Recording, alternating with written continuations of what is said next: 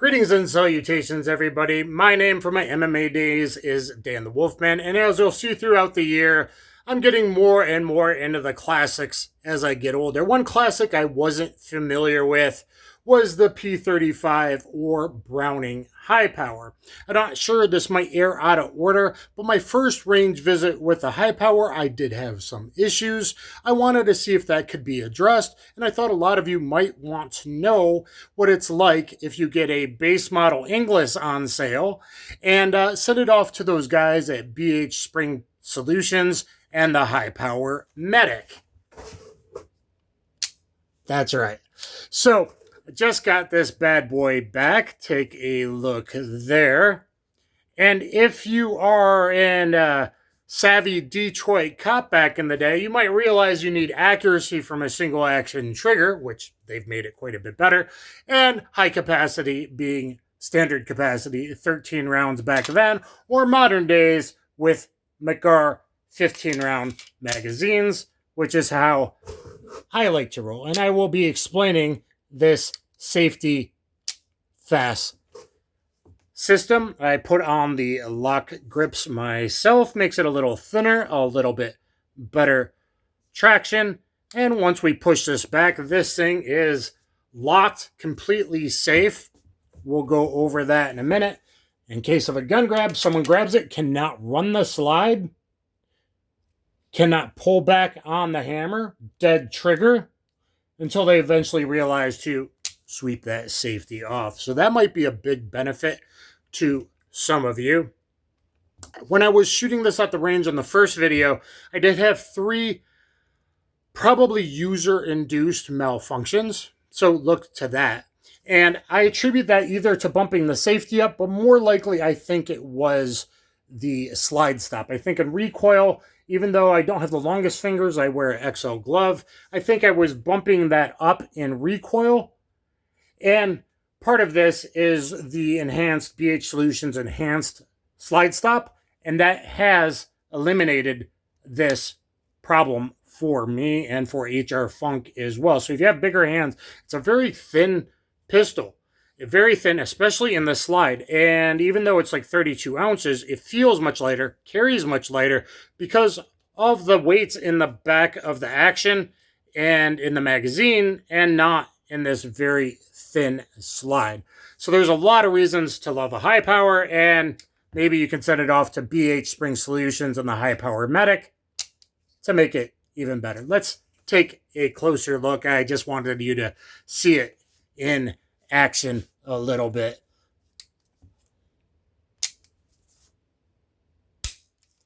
That on the other side.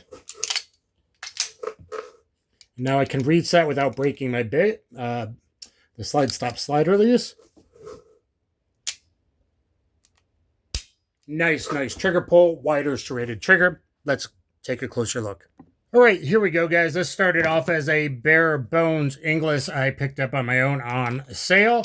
And before we go any farther, please always like, share, subscribe, always comment, always like. It makes a huge difference for 2A channels. You have to support or they're all going to vanish. So please do that. And look at my Paul Harrell tribute playlist where I pretty much put all my hammer-fired guns and revolvers in that, a lot of DASA, etc.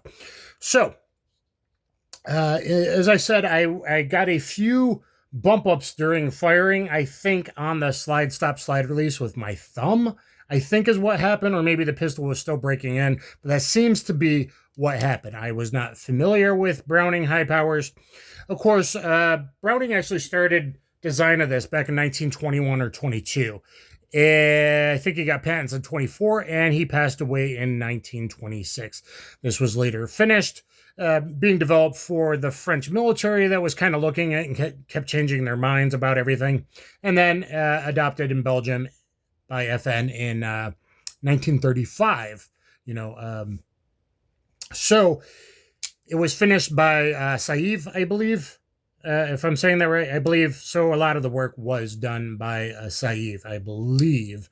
In fact, guys, we will be looking at an extremely rare FN Hi-Power coming up in the future. It's getting still worked on, getting finished up by BH Solutions and the Hi-Power Medic right now. So Nice pistol, thin. I mean, this is a pretty good deal for the money. This might be a base model a lot of you guys might want to look at and then sending it off to get work.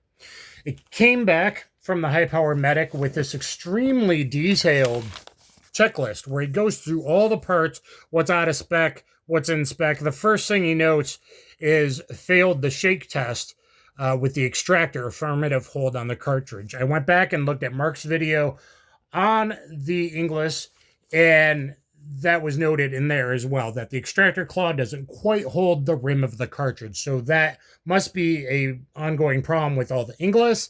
I think it's a pretty good base model, but that is something you might want set off because extractor tension is vitally important, especially on high powers and 1911s and whatnot. They can also work on 1911s.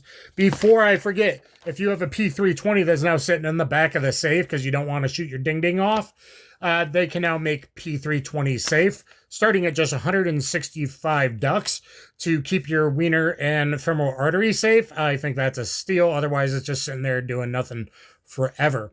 So I will be interviewing Mark probably even before this airs, doing a live stream with Mark about the P320 and maybe about external safeties versus no safeties. I think it's more important, especially as you age. We'll get to that. So starting out, the main change is the SFS, fast safety, meaning that instead of cocked and locked, the hammer is actually pushed forward to this down position. Same manual arms as you sweep the safety off. Most people will probably ride it. And then when you want to reholster, you push the hammer back forward and it bumps this safety back up. So again, here it springs it out, same, ready to fire, but don't try to push up on the safety here. And that's actually a good thing because a lot of people might not rod the safety because they're used to so many other pistols. But in recoil, even 9mm recoil, you could bump it up on regular and next no bang because it locks the slide, locks the hammer by bumping the safety up. So if whether you're right of safety, it doesn't change, or you are swipe down and get a grip like that, now you won't get, and especially if you're thinking of it as a defensive tool, that may absolutely be vitally important. So there is the SFS fast safety. So it looks it's ready, but it's not scary looking. So especially if you're an open carrier, that's not my thing. And I only recommend it if you're in a poned town and you know everybody, not with people close to you in line, that kind of thing. But it looks safe, okay? I have 13, they have others on the list, 13 main things I picked out, and then I want to go over the parts that they changed. No snag hammer. So, especially I carry appendix outside the waistband for comfort and fast draw. That's not going to snag on your clothing, drawing it up. So, wherever you carry, it's not going to snag as much as a regular hammer hanging off there. Therefore, also, if you're getting fat like me, if you got a belly hanging over it or some side fat, back fat hanging over it, it's not going to get pinched and hurtful in carry. The flat hammer also eliminates slide bite. So if you have one of those ring combat hammers or one of the long original burr style hammers, a lot of people get slide bite with high powers or P35s because of that. So that eliminates that. Ambi safety is now here. Surprisingly, my INGLIS came without the right side safety, which is odd. And even though I've left a couple messages and notified people, no one ever sent me one. So there is that. So now I have Ambi's safety. Later trigger pull. It came 6.5 to 7 pounds, and now it's 5 to 5.5 pounds. And we have a wider serrated trigger, which makes it more of a crisp break, like you're pulling it straight back. Look at this magazine ejection. We'll jump ahead to number 13. Huge benefit there. Nice, good magazine extension without breaking my grip. I can hit that slide, stop, slide release, and all that. So let's look at that trigger again. A little bit of take up. And now, instead of the Paul Harrell style, break like most high powers have, this is a very crisp, nice, but still carry weight trigger. I think they could have reduced it even more, which I might have liked. but I did say maybe I'll carry it when I get older, so that's probably where it is. But it is lighter and much crisper than it was before without the da. It is drop safe. So in this hammer down position, it's drop safe because you can't run the slide. The hammer cannot move. You know, it's not going to go and hit the firing. You know, firing pin's not going to hit the cartridge. The hammer mainspring, the safety lever spring, and the shear spring, and they add a return spring, which puts it back up as you push that forward, that return spring. So that's what's been replaced. In a gun grab, especially if you're older, think of, you know, young punk gangs doing knockout game stuff, beating you when you're down, taking your gun off you, and then to make your bones, they tell the young kid to shoot you in the head. He's going to go, no bang. He's going to look at it, try to run the slide. He's going to go, oh, hammer cock, no. And he's not going to know what to do for a very long time. Whereas a traditional cocked and locked, he's going to look at it, maybe realize, oh, it's like a 1911, and swipe the safety down. So it's even safer than a 1911. Look at Masayo talking about that, and that might be something Mark from BH Spring Solutions wants to discuss with me on a live stream.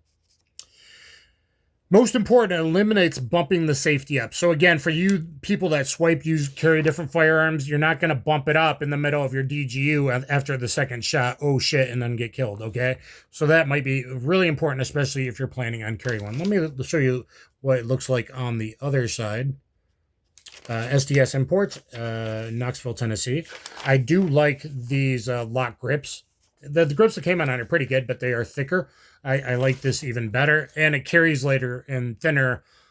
Like I said, it carries like a much lighter gun because the weight and the thickness is not on the slide. So I see why people really like to carry this back in the day, or if you were a slick Detroit cop.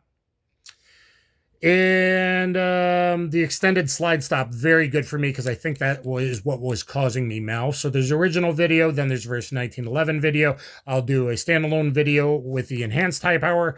And I might do one with a better 1911. The company might be sending me their 1911, and that would work out really well, or I'll use my SA. So those are the things I really like. The other things that they have changed, this is here for, you know, you British SAS cosplayers like me, used by militaries around the world forever and ever, okay? It's got the BH light firing spring, 17-pound recoil spring. So I just pulled out the barrel they replaced and the recoil spring. 17-pound recoil spring, advanced trigger sub-assembly, which I think includes a lot of the parts. Trigger return spring, 70 millimeters was marked. I think that's that, and the trigger return for a nice return there. Actually, sorry. The BH advanced barrel. The wider serrated trigger, which does feel better, and it seems like it's a more straight pull if you were a 1911 guy. Makes it feel that way, gives you more leverage for a straight pull back. So those are the enhancements that BH Spring Solutions did. That kind of modernizes it. For this already had good sights. They could swap you out to some Meprolite night sights and other options they have on their website. They can ship you a bunch of, you know, stuff. If you're a mechanical guy yourself, they can enhance this 1911s. I know they're just did some work on a guy's Colt 1908, I think, or 1903 hammerless / internal hammer fired pistol of Browning design. And we will have an extremely rare FN Hi-Power you probably don't even know about coming up on my channel. So make sure to check that out. Again, very nice trigger pull. I'm not going to bump that up. I'm not going to bump that up. Don't push pressure down here, but I think I will put side pressure because I was shooting this pistol left, not being used to riding the safety really. So I was pulling my shots left. Thumb pressure, support hand pressure there against it. Whereas I think on the regular one, that was leveraging like a teeter-totter up as well. So whether it was my thumb in recoil or pushing down, it could maybe happen if I push strong down. But if I push in to counteract the support pressure of rudder control, my sweeping, riding the safety does here, I think this will eliminate me shooting left. So make sure to check out the range video. I plan to finish up, look at that magazine ejection. McGar magazines for carry. That's something I like about classic autos like this. And my 84 BB, I can carry with a new McGar magazine and get more capacity and feel really good about that. So send your pistols off. They can work on a lot of pistols. Don't forget the P320s. They can make safe for not very much to potentially save your life. So that's pretty important stuff. And if you have a classic auto, or if you want to get an Inglis, look at the range review of this, and we'll probably do versus another 1911 maybe, and really see how it performs and updates it for modern carry needs. And they can do slide refinishing like Hrfunks and all kinds of stuff. So you can go mild to wild with what you want to do. But I wanted to take you over the SFS fast safety system and what you're able to do with a budget Inglis or other budget high power. Send it off. They will replace the parts that are kind of out spec, like the extractor claw being kind of too thin, not the best extractor, and changing things, which will give you, once kind of after a break-in period, long-term reliability. Please always thumbs up, share, subscribe, get down there in the comments, and I hope I will catch you mother lovers on the flip side. Have a good day. Be a good person. You don't know what other people are going through, and I'll catch you on the flip side. Kaboom.